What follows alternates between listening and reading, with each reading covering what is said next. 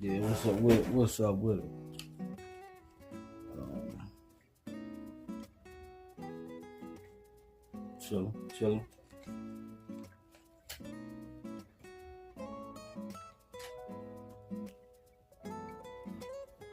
Um,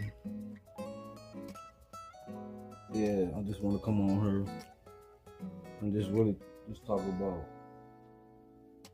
my life story and how God blessed me and still blessing me through this journey that I'm going through. Like, I've been through some stuff like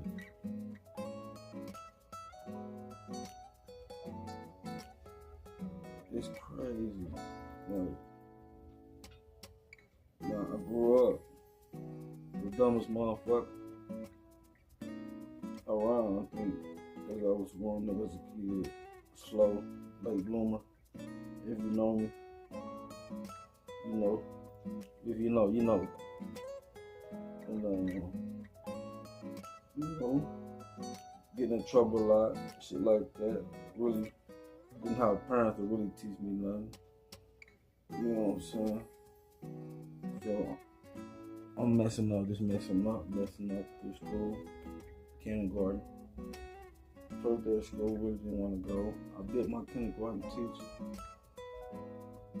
Miss Washington. Yeah, cause it was something in me like, no, this ain't right. I just didn't know. But I always was trying to get a point across. And my mom used to tell me like, shit, you don't know what you're talking about. Shut up, boy, you don't know what you're talking about. And I think at that point I did know. As I look back, I did know what I was talking about. I just didn't know what I was talking about at that time. But I was trying to get a point across and get understanding at that time. No.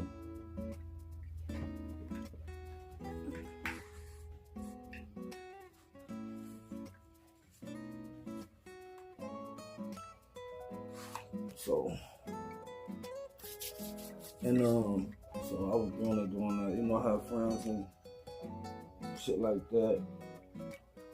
But I always felt alone. You know what I'm saying? I always felt alone. When I was around people, I didn't know what that meant. So it's like, okay, it's cool. I still was cool, still had people, still had homies, homegirls, girls, I had females. But I still feel like I was the outcast. Motherfucker fuck with me though. It was that I feel like I was the outcast of the situation. You know what I'm saying?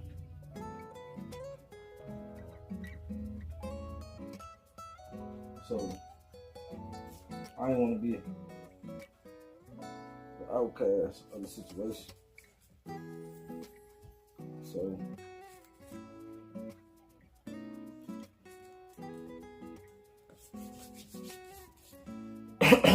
and yeah. So when I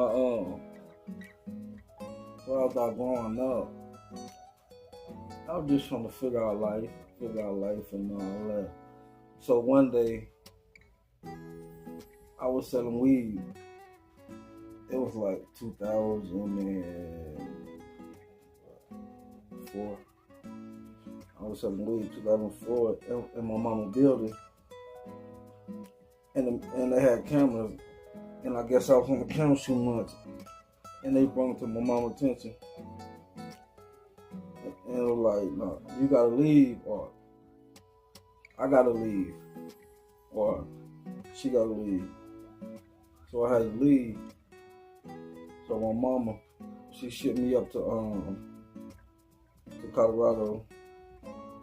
So that's where I started my journey, and I think that's, and they say that to be successful, you gotta leave your hometown And me didn't have no guidance, didn't know what was going on in life. God was guiding me to a situation to get where I needed to be in life. And so when I moved to Colorado, I didn't know how to live. I wasn't independent. I was probably the biggest leech in the world. You know what I'm saying? Didn't know how to survive. You know, I was a mama's boy. You know what I'm saying? So yeah, I was like probably a son husband, so real sheltered. And my mama, she put in my head, was like, I was gonna live with her till I'm like 30. And I thought that was okay. Thought that was okay. But as I grew, that wasn't okay. You know what I'm saying? And I needed my pops. So I didn't have my pops. My pops left when my grandma died. I think it was like 2001, 2000. Then my pops, he moved to Colorado. But we was talking to him off and on here and there, but he wasn't no real like father figure. He was more of a best friend. But he was cool though. He was cool. You know what I'm saying? My grandma made sure he handled the business. He was kind of slow though. Yeah, mental issues, stuff like that. He was kind of slow. So I see where I got my slowness from. I got it from him. But the Lord, he gave us a gift that we didn't know we had. And now I have the chance to break the generational curse of my generation. Because I nobody in my generation that I'm close to, I got famous. Some people in my family that's famous that I'm not close to or I don't know. And you know, so but that's them. So I moved to Colorado and I'm running around doing all this kind of stuff I ain't know. You know what I'm saying? So had my first kid. Didn't understand, young and dumb, didn't understand what's going on. So had that one, did that. I had another one 6 months later. Ooh. Dealing with that.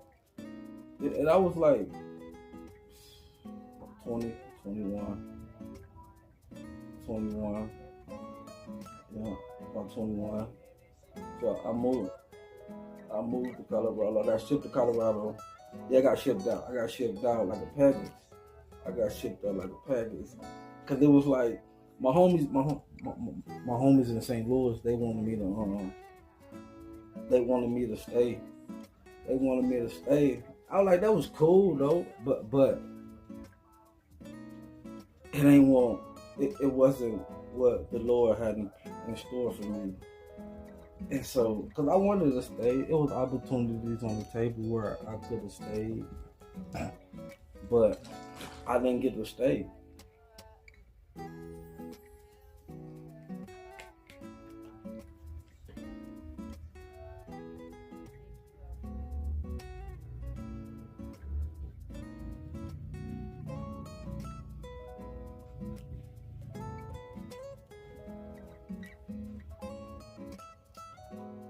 Yeah. So that's really what it is. So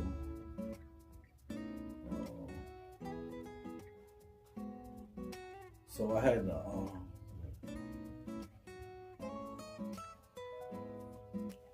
to go back. Okay, I was 21. My pops. So I moved to Colorado, had kids, did all that. So I'm moving around, and I got into it with my pops.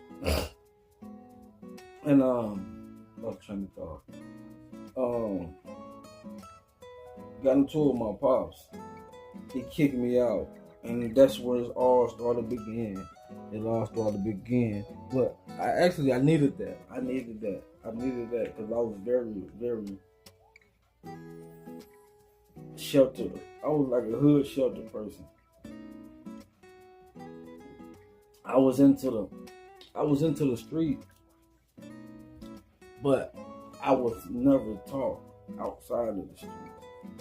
I never knew nothing outside of the streets. That was my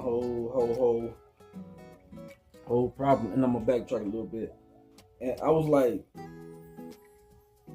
18.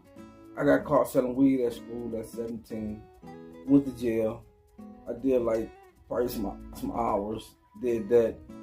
Squashed the case. I did I guess I was what? 17. I was about 17. And these people, I was living with my cousin at the time. And these people kicked it. I guess somebody robbed us. Shit. Turned around. We had to go get somebody else. And somehow I went to jail for it. I ain't go to jail for it. I'm gonna keep it a bean. I ain't go to jail. I got a summons. So I got a summons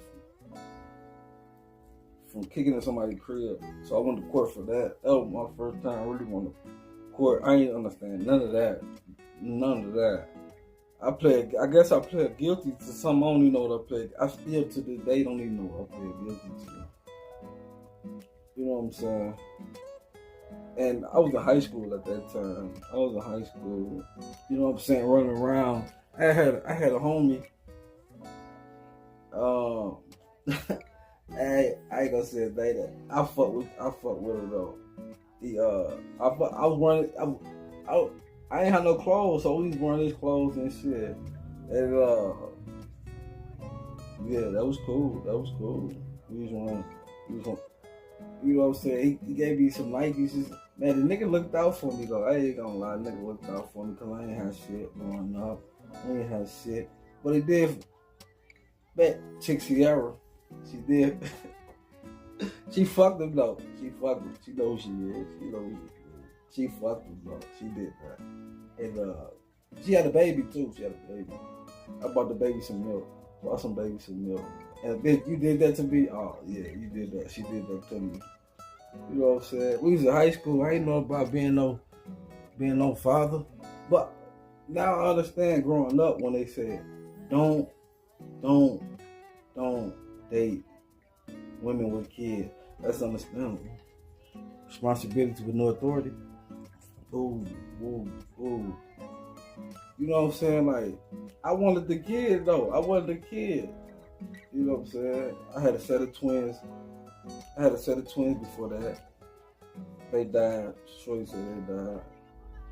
I fuck with you. See, this is early 2000. Mid 2000 maybe. Yeah, early 2000. I fuck with you, shorty. She used to leave me in her mama's crib though. In the middle of the night though. You know what I'm saying? That was cool. I fuck with you, shorty. I fuck with you. Real shit. I was fucking with her cousin at first though. But her cousin, she wasn't really, nah. Shorty fucking with me. She was real feminine. Shorty was real feminine at an early age. Like, man, Shorty was worried. She baby mama too. I ain't gonna lie. Shorty was baby mama too. Wife too. I ain't gonna say that. I ain't gonna fuck. Let me put some respect on your name, Shorty. You baby mama too, baby. Man, I don't know about that though. Anyway, but look. Yeah, so I come to Colorado 2005. That's when the journey started. So I got kicked out by my father. And it just goes from there. And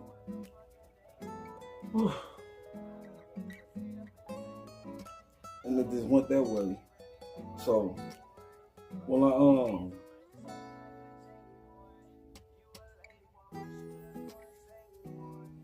I get kicked out, I'm running around. I don't know what's going on. I'm selling weed. Trying to figure it out.